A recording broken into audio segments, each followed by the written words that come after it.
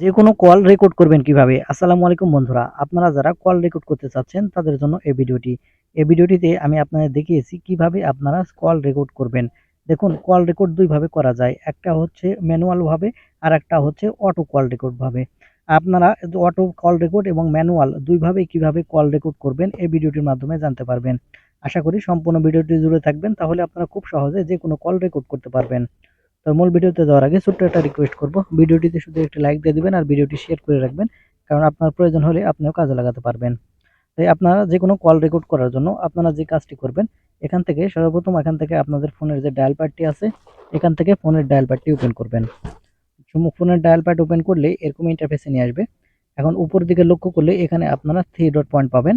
এখন এখান থেকে 3 ডট পয়েন্টের উপর ক্লিক করবেন। 3 ডট পয়েন্টের উপর ক্লিক করলে এখানে আপনারা সেটিংস আইকন দেখতে পাবেন। এখন এখান থেকে আপনি এই সেটিংস আইকনের উপর ক্লিক করবেন। সেটিংস আইকনের উপর ক্লিক করার পর একটু নিচের দিকে আসবেন, আসলে এখানে আপনারা দেখতে পাবেন কল রেকর্ড। আপনি এখন এখান থেকে কল রেকর্ড এই অপশনের উপর ক্লিক করবেন। কল রেকর্ড এই অপশনের উপর ক্লিক করলে এরকম ইন্টারফেসে নিয়ে আসবে।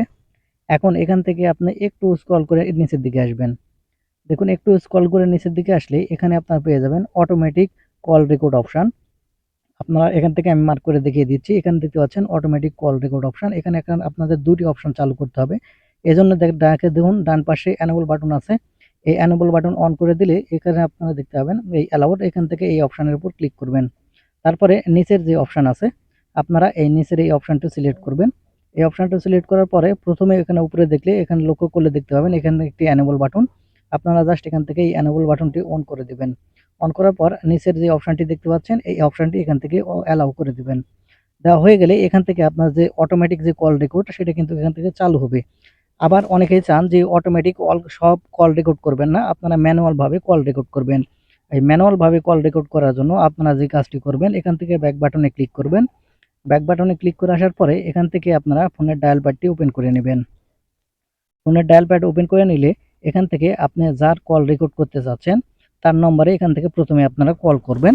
এখানে আপনাদের দেখানোর জন্য আমি 1 to 1 এই অপশন এটা কল রেকর্ড করে আপনাদের দেখাবো। সেজন্য এখান থেকে এই যার কল রেকর্ড করবেন আপনারা তার নাম্বারটি এখান থেকে তুলে নেওয়ার পর এখানে ডায়াল বাটনে ক্লিক করবেন। তাহলে এখান থেকে দেখবেন যে এখান থেকে কলিং শুরু হয়ে যাবে। এখন এটা কল রেকর্ড করার জন্য ম্যানুয়াল ভাবে কল রেকর্ড করার জন্য এখানে আপনারা মোর অপশন দেখতে পাবেন। এখন নিচের দিকে দেখতে পাচ্ছেন এখানে মোর অপশন, আপনারা এখন থেকে মোর এই অপশনের উপর ক্লিক করবেন। মোর এই অপশনের উপর ক্লিক করলে দেখতে পাবেন এখান থেকে কল রেকর্ড অপশন, এখান থেকে রেকর্ড অপশন চলে আসবে। এখন এখান থেকে আপনার এই রেকর্ড অপশনের উপর ক্লিক করার সাথে সাথে দেখতে পাচ্ছেন এখানে কল রেকর্ড কিন্তু শুরু হয়ে গেছে। দেখতে পাচ্ছেন এখানে কল রেকর্ড কিন্তু কল রেকর্ডিং এটা হচ্ছে। ঠিক এরকম ভাবে কিন্তু আপনারা ম্যানুয়াল ভাবে এবং এই অটোমেটিক কল রেকর্ড দুটি অ্যাপ চালু করে নিতে পারবেন এই ভিডিওটির মাধ্যমে। তো বন্ধুরা এই ছিল আজকের ভিডিওটি। ভিডিওটি থেকে যদি কিছু শিখে থাকেন তাহলে আমাদের চ্যানেলটিকে সাবস্ক্রাইব করে সাথেই থাকবেন। ধন্যবাদ।